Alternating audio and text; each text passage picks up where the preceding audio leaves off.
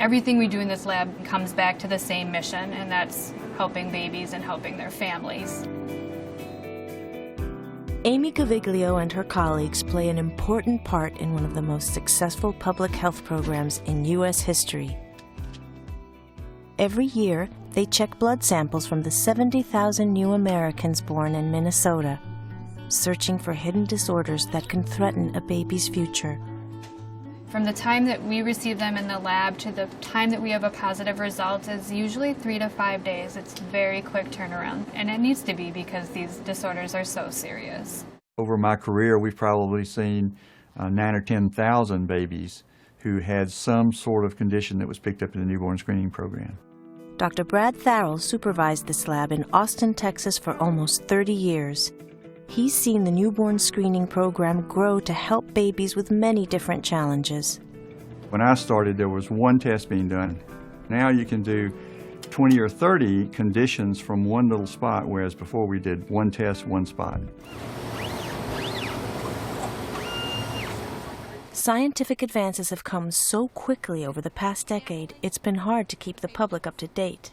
But since newborn screening can mean the difference between life and death for some families, expectant parents need to know the facts. That's why we asked Dr. Tharrell and Ms. Gaviglio to tell us more about the work they do. Carissa Olson, a Minnesota mom who almost skipped newborn screening, also shares her experience. All these diseases and disorders, so rare that they test for, never thought that my child would ever have something like that. His life would have been completely different had I not taken that test, not had the diagnosis so early on. So we feel very blessed.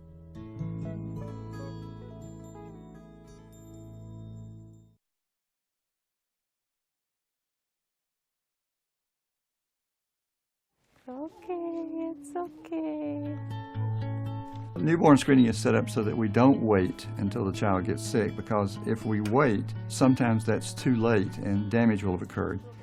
Most of the disorders covered by newborn screening can be treated and well controlled if they are caught early enough. That's the challenge because usually there are no visible signs that anything is wrong. What makes screening so important is that it really is the only way to pick up these disorders. These babies look beautiful at birth. They often have great APGAR scores and they're crying and they get discharged to home just as any other healthy baby. That's exactly what happened to the Olson family just outside Minneapolis. 6-year-old Emerson is healthy, but when Everett was 5 days old, his parents learned that his newborn screening test indicated a rare condition called galactosemia. There's no other galactosemia or metabolic disorders in our family whatsoever, so that wasn't even on my radar. I think it's important for parents to know that all of us have a chance for having one of these disorders. Most of the children we find with this disorder do not have a family history. They're the first case. Babies with galactosemia like Everett are unable to digest milk properly, so a byproduct called galactose-1 phosphate builds up in their bodies like a poison. Without newborn screening, the Olsons might not have known Everett was in danger in time to save him. This is a disorder that, if it's even in a few days later, could have had such horrible ramifications on Everett. Other kids that haven't have gone into comas and have had severe liver damage. We just have to adjust his diet. And then we stand back because it's hot. It's not that hard. There's wonderful, delicious things that are safe for him. Bye, cake. We don't see babies who have the conditions because we're picking them up by newborn screening. But if you go into the developing world, you'll see many of these babies who, it breaks your heart. They could have been screened and could have been detected, and they weren't. Dr. Tharrell has helped develop newborn screening programs in more than 40 countries around the world. But when he's home, he's more than an expert. He's a father and grandfather. Here's how he explained the newborn screening test to his daughter-in-law, Emily. I told them that the babies will be tested at birth for some disorders that you may not know you're a carrier for. If a test comes back positive and diagnosed, then let's get the treatment underway. And if we do that, that early treatment and diagnosis can make a world of difference. Okay.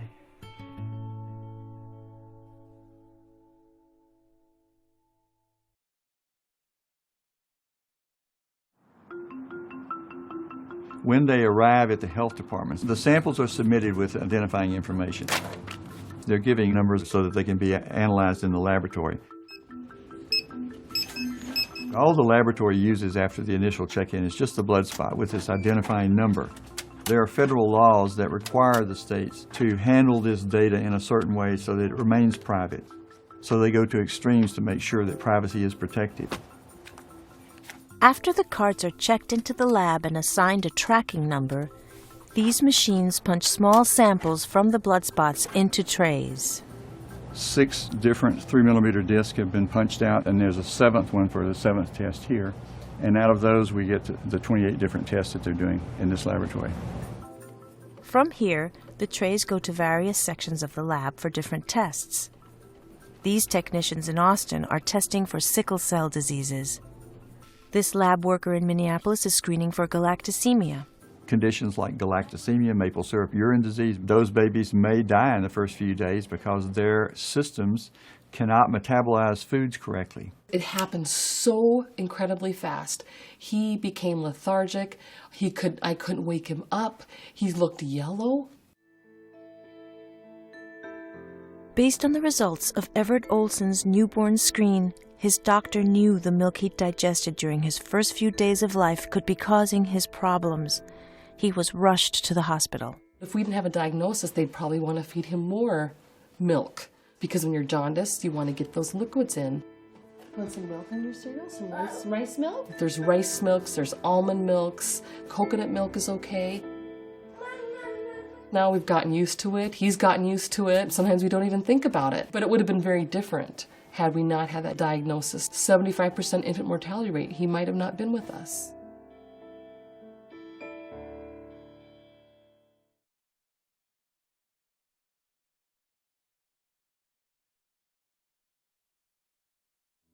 About 1% of all babies screened in the U.S. need further testing after the first newborn screen. We have to cast our net wider than a normal diagnostic test. We want to make sure that we don't miss anyone. So in order to make sure that you don't miss anyone, you also are going to pick up people who aren't affected. Newborn screening works well, but some babies' systems are still developing, and occasionally their tests come back with what is known as a false positive result. When their bodies settle into life outside the womb and the test is repeated, the good news is that it usually comes back normal. Still, there's no way to know for certain without doing this follow-up. Given his levels, this may be a false positive, but we'll let you know. In the end, only about 1 out of 700 babies will be diagnosed with a condition included in the blood spot screening program. It's rare conditions, but it's a condition if you have it, you're the 1 in 700. It's very important to you. For those children and their families, it changes their life. It gives them a life that they might not otherwise have. So even though you may pick up 1 or 2 a month, you know you've made such a big difference, and it's such a great feeling.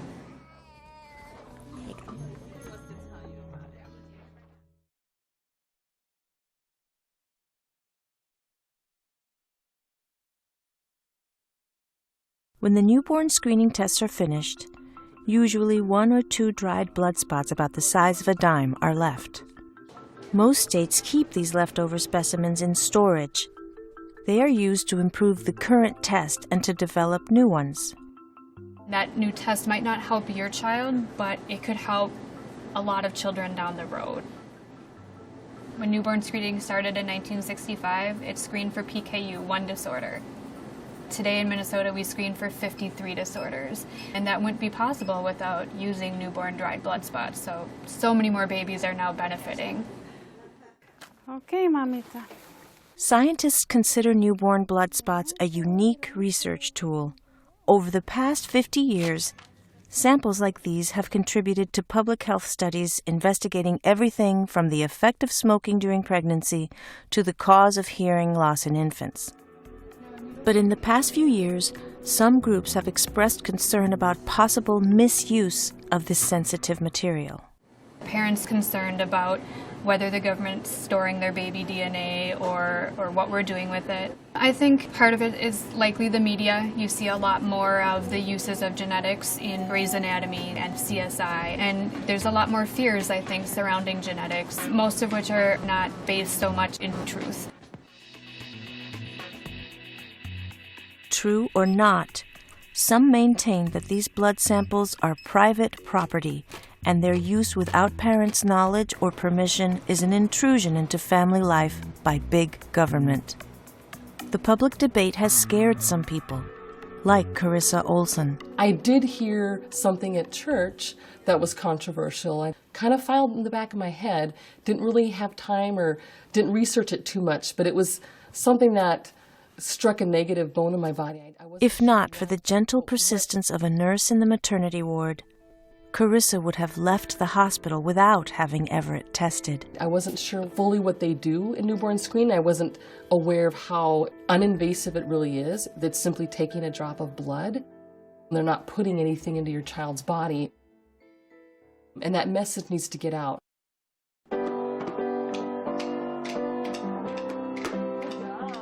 I feel like there should be more educating before you have your child, so that mothers come into the hospital and say, I need this test, I need these blood spots preserved for future babies to be saved.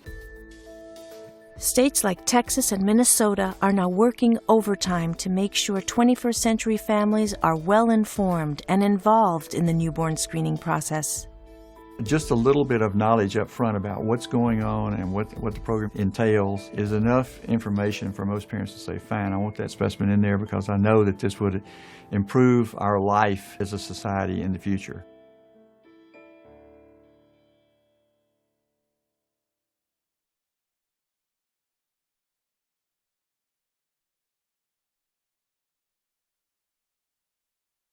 The important part about screening is that they can find the problem before it starts to cause problems. So we don't screen for things that a physician could look at the child and tell that they have this disorder. We only screen for conditions where screening is really the only way to pick it up before symptoms begin.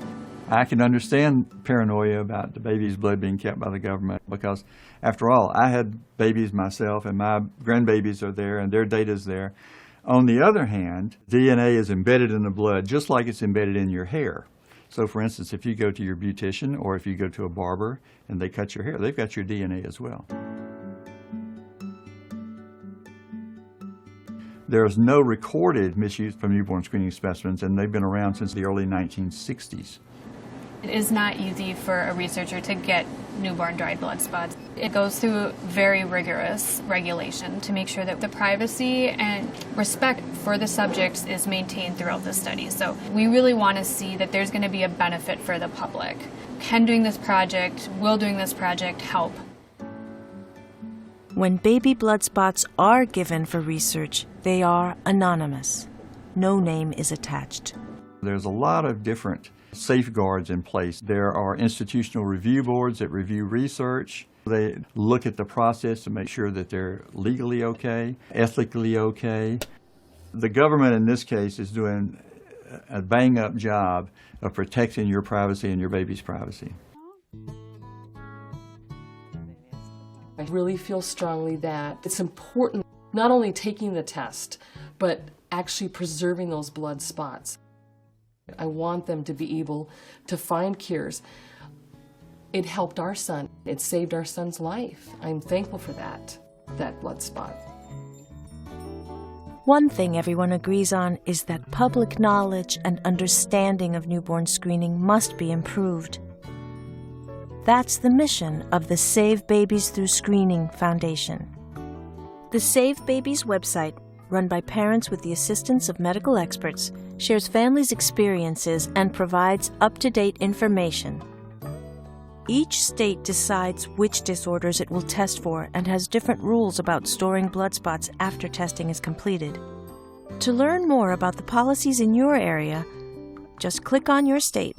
It provides a quick link to your local newborn screening program. All parents should know that these are most important tests. They will detect diseases that can lead to death, mental retardation, growth disorders, and other sorts of severe problems. I want expectant parents to know that newborn screening is a great program that is really looking out for their child. Everyone who works here is so committed because we know that at the end of a result is a family. I stay okay. You know, Everett's doing really well. And a lot of people are very surprised when I tell them that he has a pretty serious rare genetic disorder. But it was caught through newborn screening. So we're very passionate about getting the message out how it can save a life. For more information and support, visit www.savebabies.org or call us toll-free.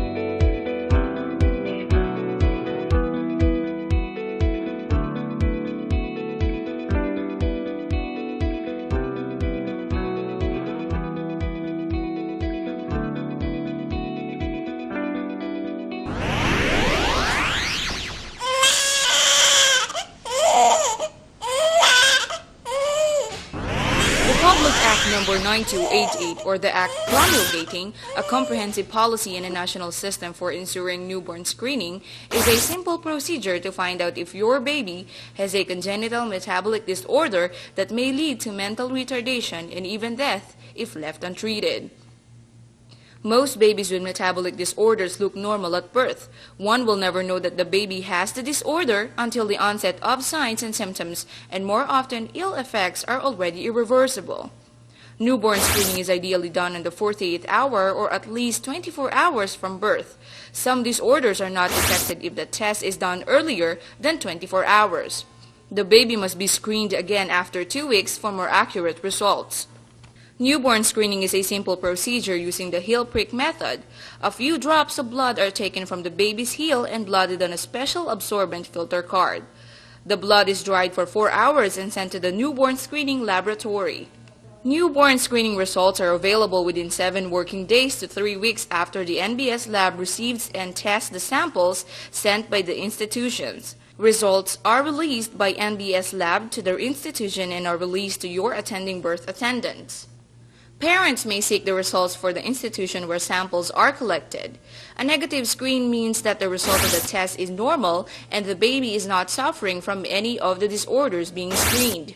In case of a positive screen, the NBS nurse coordinator will immediately inform the coordinator on the institution where the sample was collected for a call of patients for confirmatory testing. Newborn screening is available in participating health institutions. If babies are delivered at home, babies may be brought to the nearest institution offering newborn screening. Screening of the newborn is an advocacy of the Department of Health in order to avoid metabolic disorders and even death. For Global News Network, Sheila Constantino reporting.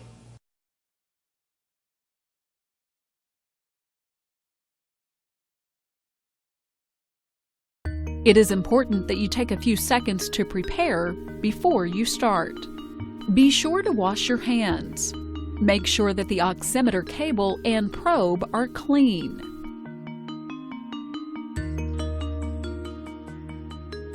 Check the patient's band to be sure you have the correct infant and that the infant is at least 24 hours old. Make sure the infant is calm and warm, but not in a deep sleep. Remove the probe from the package.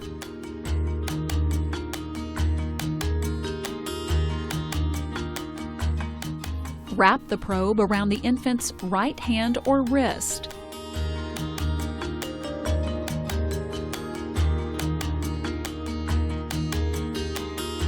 Connect the probe to the oximeter.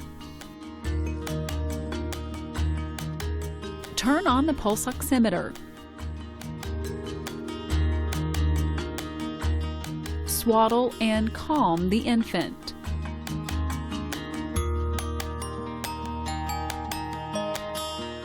Observe the oxygen saturation numbers on the monitor. Make sure there is a pleth waveform that correlates to the infant's heart rate. These are the preductal readings. Remove the probe from the hand.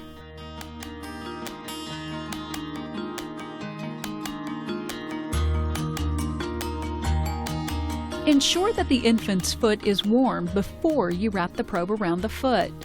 You may use either foot.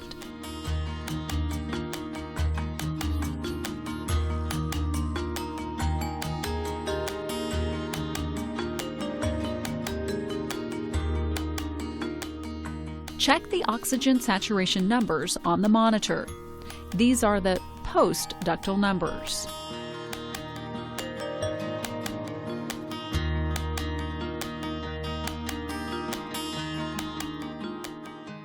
Remove the probe and re-swaddle the infant.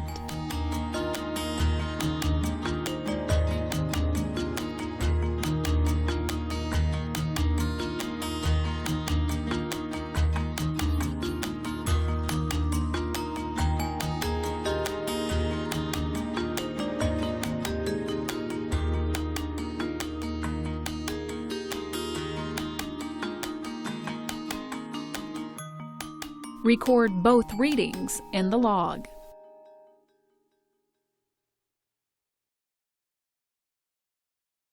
Preparation for autoacoustic emission test.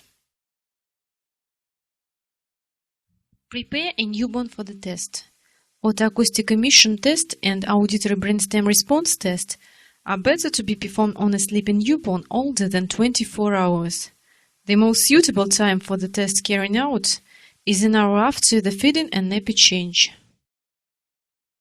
To avoid the infection's transmission, always wash your hands before touching a newborn. Follow the hygiene rules prescribed in your establishment. It is preferable to start the test from the available ear. Select the ear tip matching a newborn ear canal by the size. Place the ear tip as far down as possible on the probe tip. If there is any space between ear tip and probe tip, the test results will be incorrect. The ear canals of the newborns are very elastic and can change the form at a gentle touch. First of all, make sure that the ear canal is opened and directed straight up. To insert the probe to the ear canal, first pull down and back on the pinner. This will strengthen ear canal and make probe placement more effective. Insert gently the probe in a newborn's ear by soft rotational movements. Make sure the probe is at the proper angle. The general rule is the probe should be directed towards to the newborn's nose. Newborn may struggle and move while removing the probe in the ear. This is normal behavior.